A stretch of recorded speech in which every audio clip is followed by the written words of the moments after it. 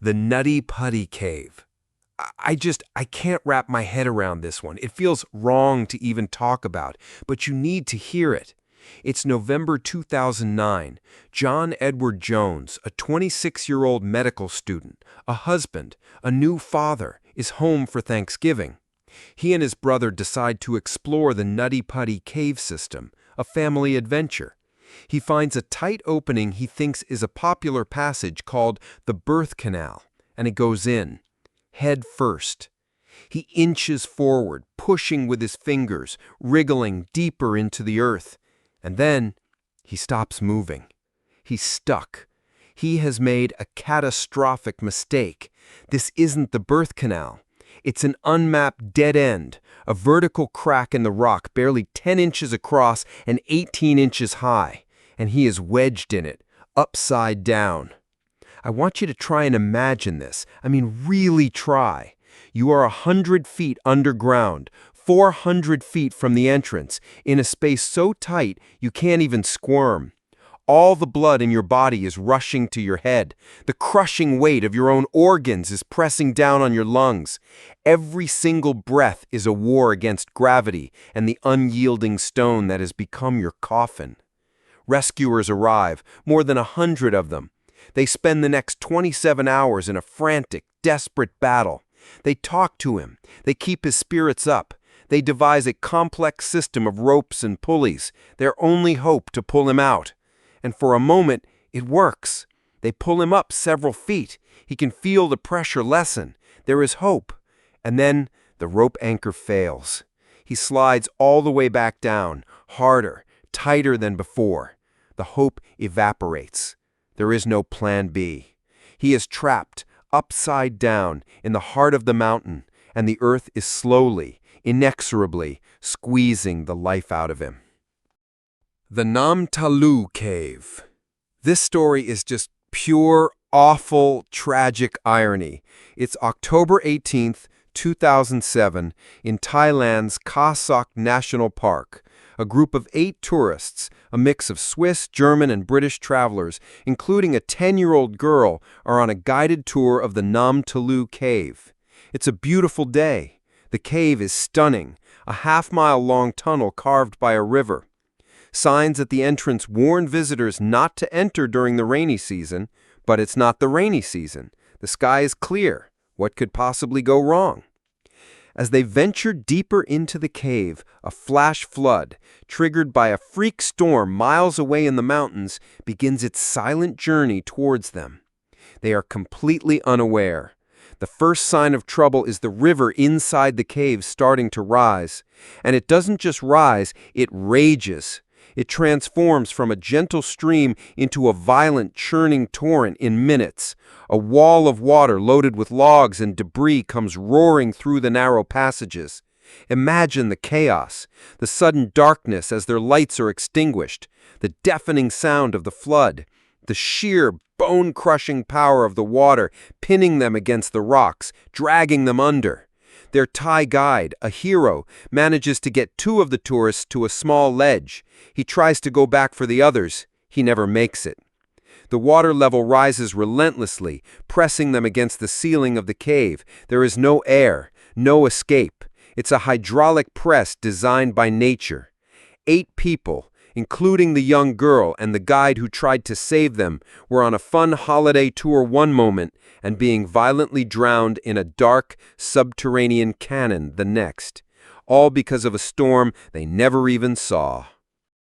The Sturkenfen Cave Incident. This one starts with a simple mistake. September 29, 1984, South Africa. Cave diver Peter Verhoesel is exploring an unmapped section of the Sturkenfen cave system with 2 friends. On their way out, Peter, for reasons we'll never know, strays from the guideline. He swims into a side tunnel and disappears. They search, but the silt gets kicked up, reducing visibility to nothing. They have to surface. They wait. He doesn't appear. The search begins. Hours turn into a day. The official search party, facing impossible conditions, makes a declaration. This is no longer a rescue, but a body recovery.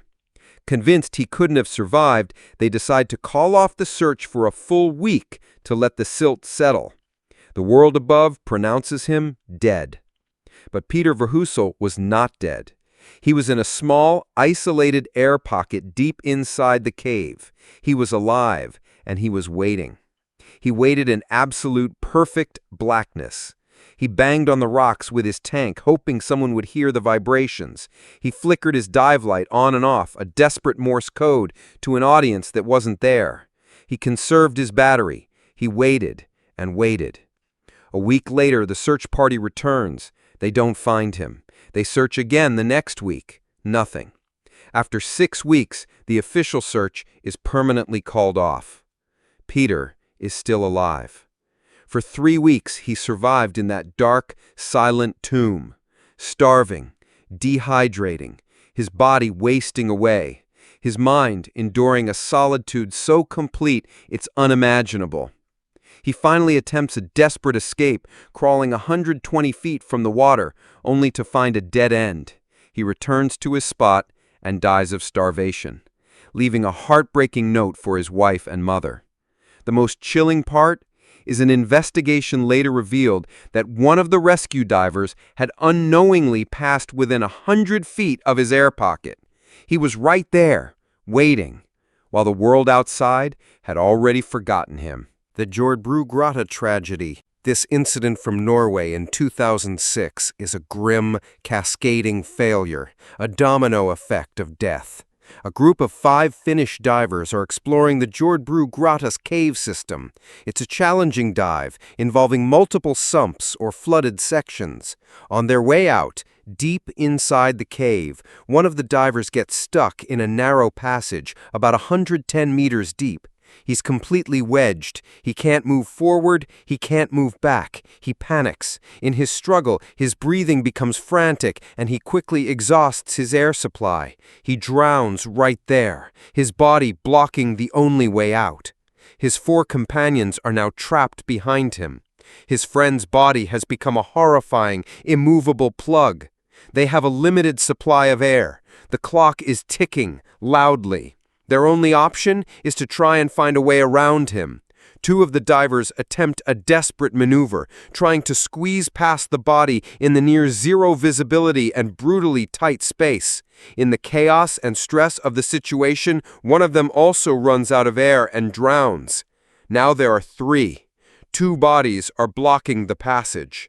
The situation has gone from a crisis to an absolute nightmare. They know that trying to pass is a death sentence. Their only hope is to wait for a rescue. They find a small air bell, an air pocket, and surface inside the cave, huddling together in the cold and darkness, listening to their own breathing, knowing what lies just a few feet away in the water. A massive rescue operation is launched, involving the best cave divers in Europe, but the passage is too deep, too dangerous, and now too blocked. The rescue is deemed impossible. The decision is made to leave the 2 bodies inside the cave and seal the entrance permanently. The 3 survivors had to be escorted out, leaving their friends behind in their watery tomb. It's a story of survival, yes, but one haunted by the most unbearable loss. The Wayanapanapa Caves. The legend itself is pure heartbreak.